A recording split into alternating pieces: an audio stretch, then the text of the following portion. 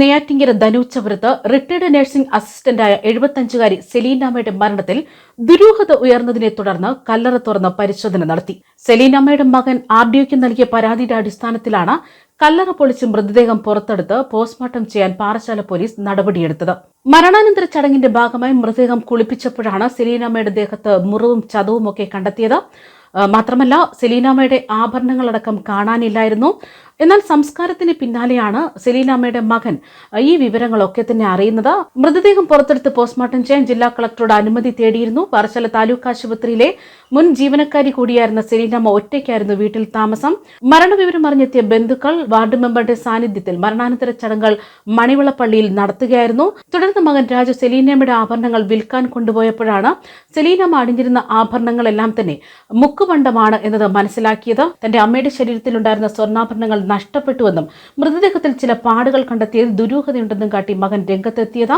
രാവിലെ 11 മണിയോടെ പുലൻതേരിയിൽ സെലീനാമ്മയെ അടക്കം ചെയ്ത സെമിത്തേരിയിലെത്തിയ RDOയും സംഘവും മൃതദേഹം പുറത്തെടുത്ത് പരിശോധന നടത്തി.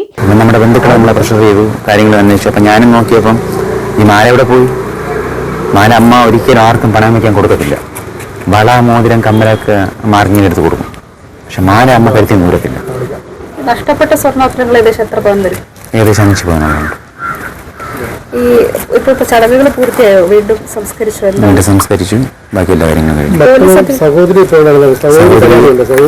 പരാതിയൊന്നുമില്ല. ഒരു പരാതിയോ പ്രശ്നങ്ങളൊന്നും സഹകരിക്കില്ല. ഞങ്ങള് ഇങ്ങനെ വിളിച്ച് സംസാരിച്ചു. കാരണം എന്തിനാണ് ഇങ്ങനെ, അല്ല അങ്ങനെ ഒരു ഇതൊന്നും പറഞ്ഞില്ല. ഞാൻ പറഞ്ഞാണ് ഇപ്പം എന്തായാലും നടപടിക്ക് ഞാൻ പോയി കഴിഞ്ഞിട്ടുണ്ട്. ഇനി എന്തായാലും പോസ്റ്റ്മോർട്ടം ചെയ്യട്ടെ, അതിന്റെ സത്യാവസ്ഥ വരട്ടെ, അല്ലെങ്കിൽ നമ്മുടെ ജീവിതം മൊത്തം അവർ വേദനയായിട്ട് വരും. അതൊന്നും വന്നില്ലേ? ഒന്നും വന്നിട്ടില്ല. പോലീസ്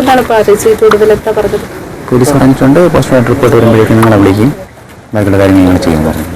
മരിക്കുന്നതിൻ്റെ അന്ന് 11:30 മണിയായപ്പോൾ എന്നെ ഫോൺ വിളിച്ച്. അപ്പോൾ വീട്ടിൽ പോകാൻ പറഞ്ഞു. ഞാൻ പറഞ്ഞു എനിക്ക് ആരുമില്ല, വാ ഇങ്ങനെ അവർ വിളിച്ച്. അതുകൊണ്ട് ഞാൻ പറഞ്ഞു ഞാൻ വരാം, ഇപ്പം ഉച്ച വെയിലത്ത് വരില്ല, ഞാൻ കിടക്കണം, എനിക്ക് വയ്യ, ഇനി ഞാൻ വയ്യ വിട്ട് വരാം എന്ന് പറഞ്ഞു. 4 മണിയൊക്കെ ആകുമ്പം വരാമെന്ന് പറഞ്ഞു. അപ്പോഴവർ പറഞ്ഞു എങ്കിൽ എനിക്ക് ഒരു ഓറ് പാലും കൂടെ വാങ്ങിച്ചോണ്ടോ, നമുക്ക് 2 പേർക്കും ചായ ഇട്ട് കുടിക്കാം, എന്നിട്ട് വർത്താനമൊക്കെ പറഞ്ഞാണ്ടിരിക്കാം, എനിക്ക് ആരുമില്ല, ഞാൻ ഒറ്റയ്ക്കാണ് ഇരിക്കണം, ഇങ്ങനെ ഇത്രയും പറഞ്ഞു.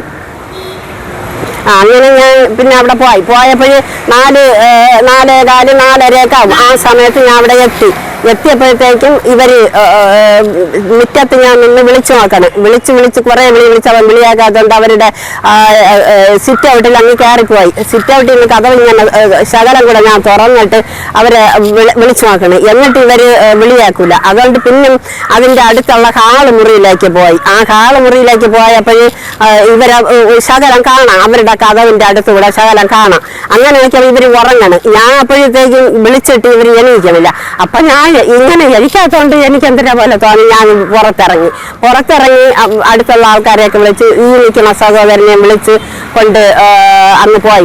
ഞാൻ പറഞ്ഞു നിങ്ങളെല്ലാവരും കൂടെ അവിടെ വന്ന് നിൽക്കുമെങ്കിൽ ഞാൻ അവരെ ദേഹത്ത് തട്ടി നോക്കാം. അപ്പോൾ ഇവരെല്ലാവരും കൂടെ വന്ന്, എനിക്കല്ലാതെ പേടി ഒറ്റയ്ക്ക് ഞാൻ പോവില്ല ഇങ്ങനെ പറഞ്ഞു. എല്ലാവരും കൂടെ വന്ന് അവിടെ പോയി നോക്കിയപ്പോൾ ഇവരെ കയ്യിൽ ഞാൻ തട്ടി വിളിക്കണം. കയ്യിൽ തട്ടി സലീനാമ്മ അങ്ങനെ വിളിച്ച്.